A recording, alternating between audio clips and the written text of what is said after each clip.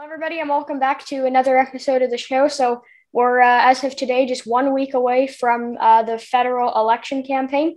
It's changed drastically in the past 36 days for all of the parties. We've had two debates. Parties have went up in the polls. Parties have went down in the polls.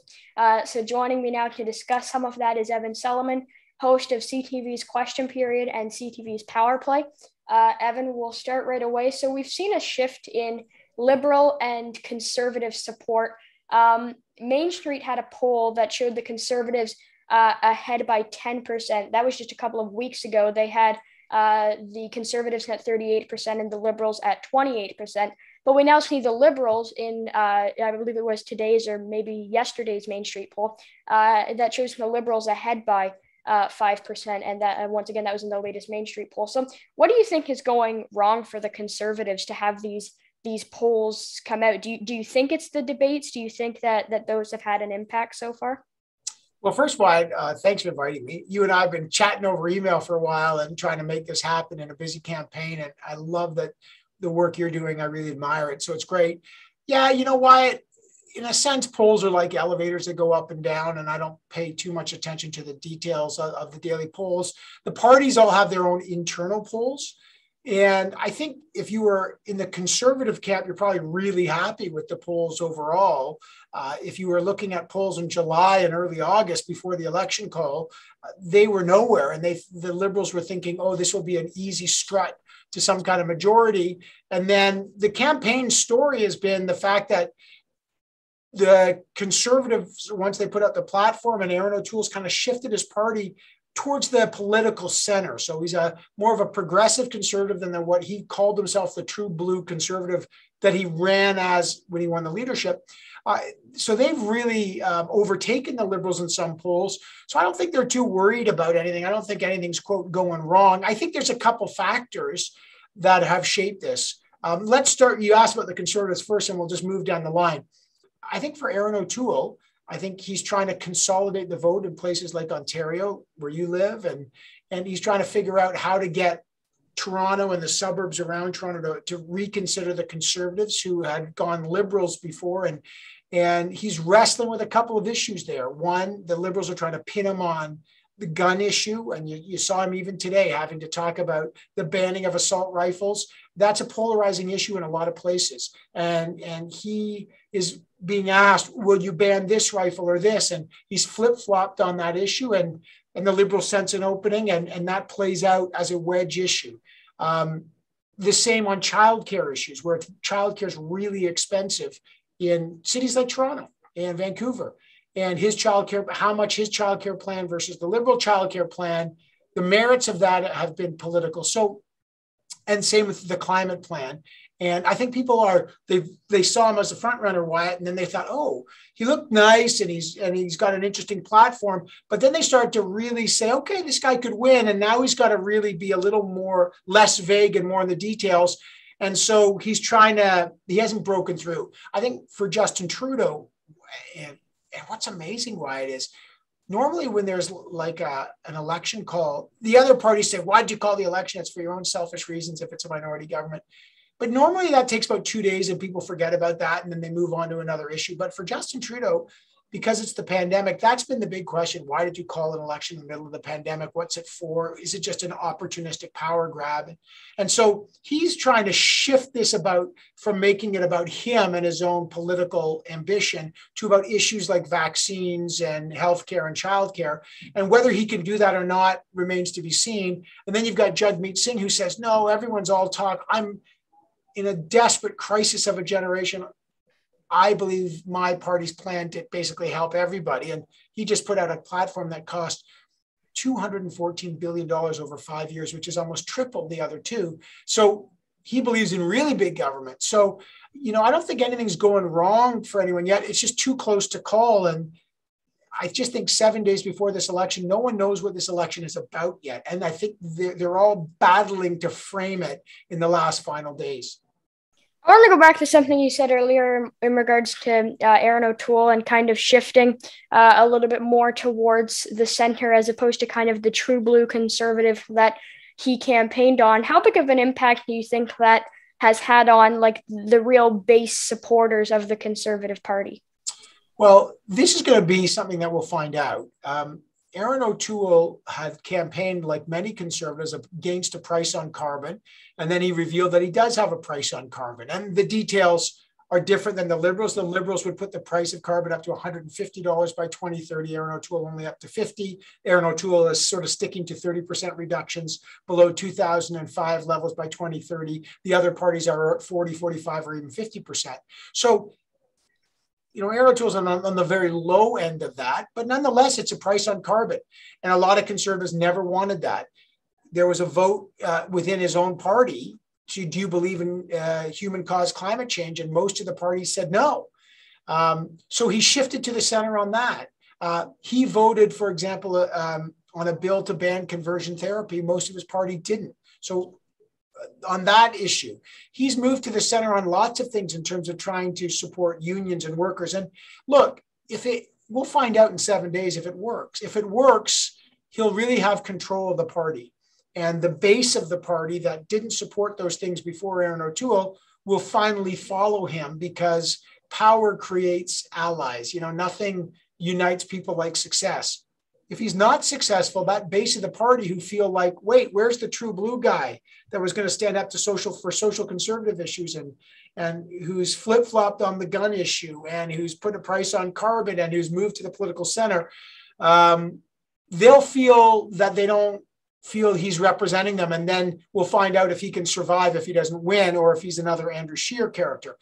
But too early to determine.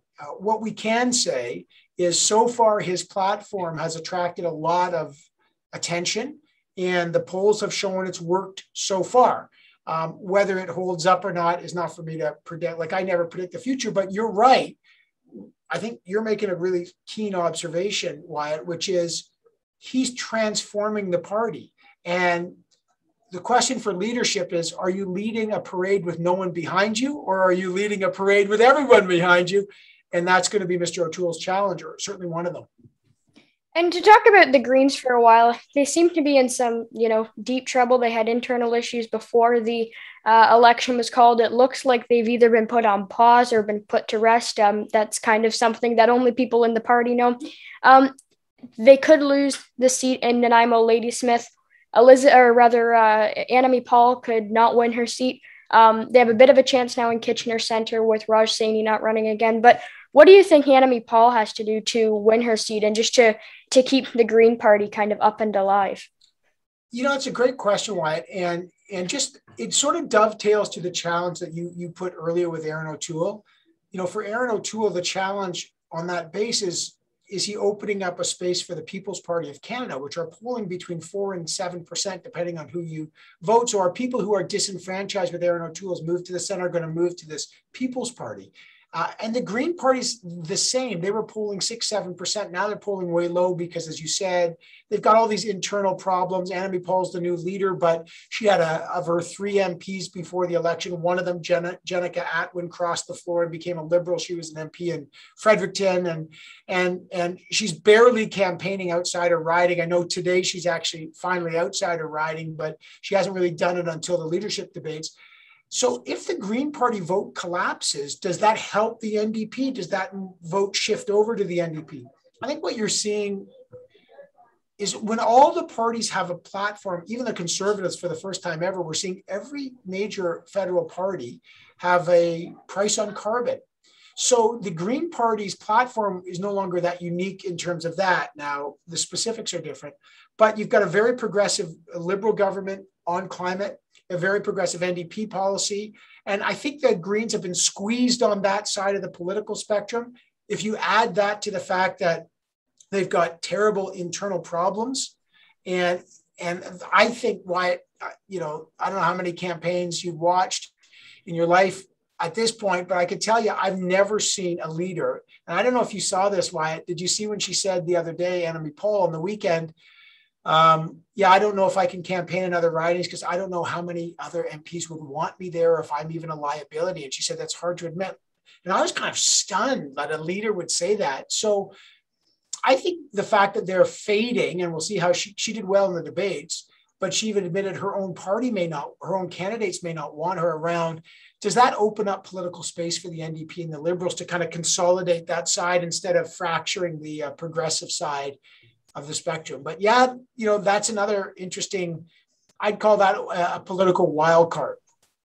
You mentioned the People's Party, and that'll be a big toss-up in this election. We've seen at multiple Justin Trudeau events and rallies or announcements or whatever it may be. The large majority of people there, there's people there that are holding up PPC signs or that are wearing PPC hats or T-shirts. And so obviously it seems to be that their base is growing, as you mentioned. One poll, I believe, had them at 10%. That might have been Main Street or maybe Ecos. And so just how big of a factor do you think they will play in the final outcome? Because if they are going to get somewhere between 7 and 10% of the vote, even in some ridings, they could pull the majority of or a part of Conservative votes away to allow the Liberals to win. So how big of an impact do you think it may have? Well, it's a bit of a wild card because you just don't know where the People's Party really polls well.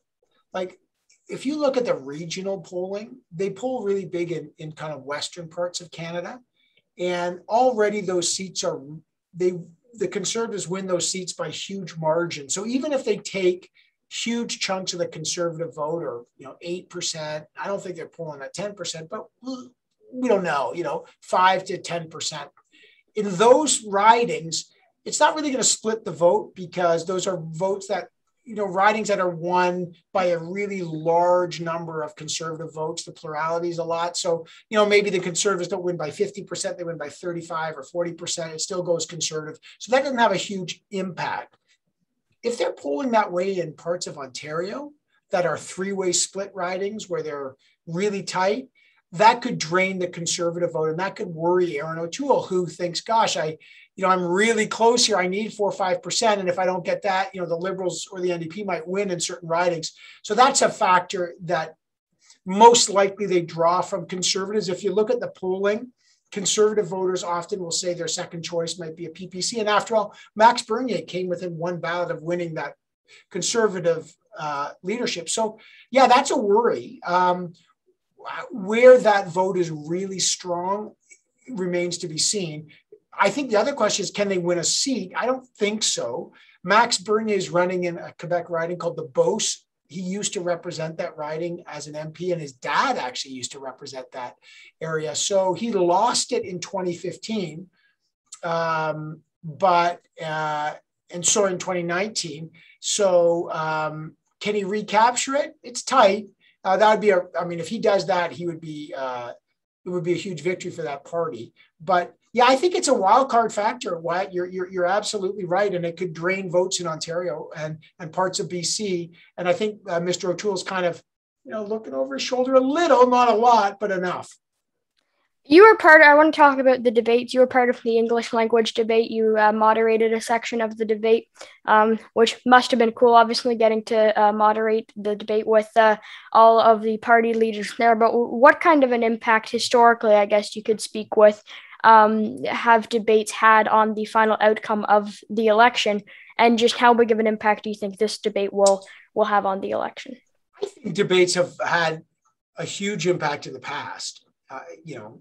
1984, Brian Mulroney and John Turner, you had an option, sir. That was a very famous exchange. People often say, oh, the zingers. We all know those zinger moments. Jack Layton telling Michael Ignatieff, your record in Parliament is so bad and Canadians think if you don't show up for work, why should you get a promotion? It was boom. It was, so there's a bunch of those. Those had real consequential impacts. But even debates that don't have the kind of knockout punch, often they really transform the debate or the campaign. And for one reason, they're sort of placed at the end. Like here, this leadership debate was really at the back end of a very short campaign. The first part of the campaign was in sleepy August, where most people were on summer holidays and not paying attention. Then the debate kind of galvanized people, huge viewership. And so it's difficult to say. We do know that after the debate, most polls showed that a couple dynamics have happened. One, Mr. Trudeau actually, people thought he didn't do as well in the debate, but actually he went up. So voters know maybe more than pollsters. or pundits rather. Mr. Blanchet in Quebec, he has taken this one exchange with one of the moderators, and you're right, it was cool to be part of. But the main moderator, Shachi Curl, had a question about the secularization law that, if you read the French media, it's been a massive issue there, and that's helped the Bloc Québécois. And what does that mean? It hurts the Liberal chances there, because a strong Bloc usually takes seats from Liberals or Conservatives. So, yeah, I think this debate was pretty consequential, and because it's the one time Canadians get an opportunity to see them all, and everyone snaps into focus. People are busy going back to school and watching Leila Fernandez on TV, and doing other things. And I personally think there should be more English language debates. I'm sure you're the same. Like, we like those debates, right? I don't know about you. Did you, how late could you stay up watching that? Yeah, I stayed up fairly late. I watched the whole debate, and then I watched all of the leaders' scrums after the debate. Yeah, but for a lot of people, they were watching baseball or tennis or football. I think that was the beginning of the NFL. There's other things to do. So I think there should be more debates, but because there's not, it's really important. And I think a lot of people like you kind of okay, I better watch this because it's the only shot I've got. And I'll just close off with one final question to talk about the NDP a little bit. How do you think they'll define success in this election? I mean, in 2019, Jagmeet Singh only won 24 seats, but you remember when he came out and gave his speech on election night, he seemed very enthusiastic. He seemed very, very happy. So how do you think they will define success in this election? First of all, you're right. Isn't that remarkable? I think he lost 20 seats in 2019, and he was dancing and declared victory. And Andrew Scheer won seats and won the popular vote and dragged the Liberals from majority to minority and lost his job. So, politics is crazy. One guy goes up, he loses his job. One guy goes down and he keeps his job. Look, I think for the NDP, they need to build back. If he goes down again, it's over. No matter how likable he is, I don't think he's going to lose seats. I think he's so beloved. Internal polls about him in the NDP, they love him. So even if he wins 2 seats, and he'll win more, but if he won 2 seats, I think he would declare victory and you'd see him dancing again. And I think he survives. But I think realistically, their expectations are high. They need to win some seats in Toronto. They were shut out in the GTA. They've got to get some stuff. They're hoping to pick up some stuff in Western Ontario, around the London area, even around Windsor. They really think they're going to win some in the lower mainland BC. They would love to win at least 1 or 2 more seats in Quebec. Remember, from the Orange Wave, they're down to 1 guy. They got a guy named Alejandro Boudreris there, but they've got a candidate named Ruth Ellen Brasseau who's running again. She was an MP under Jack Layton. They'd like her to win. So, even though 2 seats sounds pretty pathetic after the Orange Wave in Quebec, I think that would be a victory. So I think their expectations are high, but if he wins 5 more seats, 4 more seats, which, by the way, would be a pretty cruddy performance in the wake of it in terms of expectations, I think you'll see the NDP declaring victory, because any party that goes up and they're the 4th place party, they're in 4th place. What they want is balance of power. Victory for the NDP is balance of power. What they don't want, and this is I think, and you're making me think of it with your precise questions. They don't want a question where the Liberals or the Conservatives are so low, and they would prefer to work with the Liberals, obviously, where the Liberal, if it's a Liberal minority government that's so low and they don't get a lot of seats, so the Bloc's high and the Conservatives are high, that between the Liberals and the NDP, they can't even get a majority. They'll need a third party, in which case their balance of power is diluted. That would be a disaster for them. All right, Evan Solomon, thanks so much for joining me today, host of CTV's Question Period and CTV's Powerplay. It's been great talking with you. Yeah, well, great to talk to you. I'd like you to come on my show one day. You're basically better than half the people that I talk politics with. And really keep it up, Wyatt, and thanks for inviting me. A real honor. Thank you.